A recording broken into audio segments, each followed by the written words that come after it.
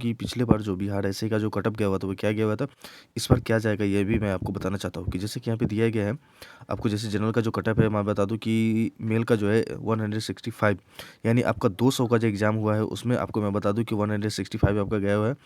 तो यहाँ पे मैं आपको नेक्स्ट में बताना चाहिए उसका परसेंटेज लगभग मान लीजिए 82.5%, फीमेल का 160 आपको गया हुआ है और उस परसेंटेज 80% लगभग उसी के बराबर गया हुआ है। आपका यहाँ पे ईडब्ल्यूएस का हो गया 155, यानी 200 में 155 गया हुआ है, यानी बहुत ही कम है। और उसके बाद मैं बता दूँ कि 75% और फीमेल का हो गया 153 और परसेंटेज 76%। बीसी का आपका हो गया 163, 81 और 154 और 71%। यहाँ पे बता दूँ ईबीसी की यहाँ पे ये सब जो है आपको अलग चीज़ के लिए है। और उसके बाद एससी एसटी का क्या गया हुआ था ये मैं बताना चाहता हूँ कि जैसे यहाँ पे दिया गया है एसटी का यहाँ पे शो नहीं कर रहा है, सिर्फ एससी का शो कर रहा है, तो 133, यानी बहुत ही कम गया हुआ था।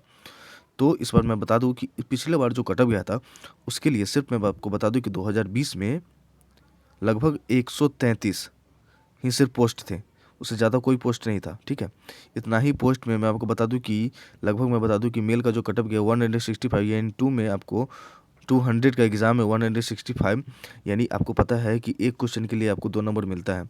इतना आपको पता है तो आप अनुमान लगा सकते हैं आपको कम से कम चाहिए तो 70 नंबर अगर हो रहा है उस समय के अनुसार तो आपका हो सकता है। लेकिन इस बार आपका जो कटअप जाएगा मैं आपको क्लियर बता दूँ कि जनरल का जो कटअप जाएगा,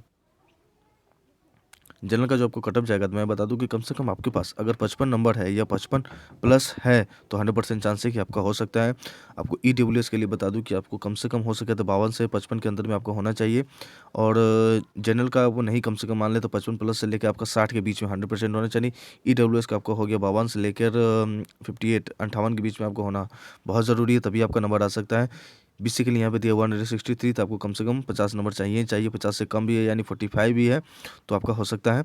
नेक्स्ट मैं आपको बता दूं कि यानी ईबीसी का जो दिया हुआ है यहाँ पे डीओबी यानी डेट ऑफ बर्थ के अनुसार आपको दिया गया है कि उस डेट ऑफ बर्थ के अनुसार आपको इतना होना चाहिए 160 है, तो मैं आपको बता दूं कि कम से कम आपका 40 नंबर है तो आपको हो सकता है।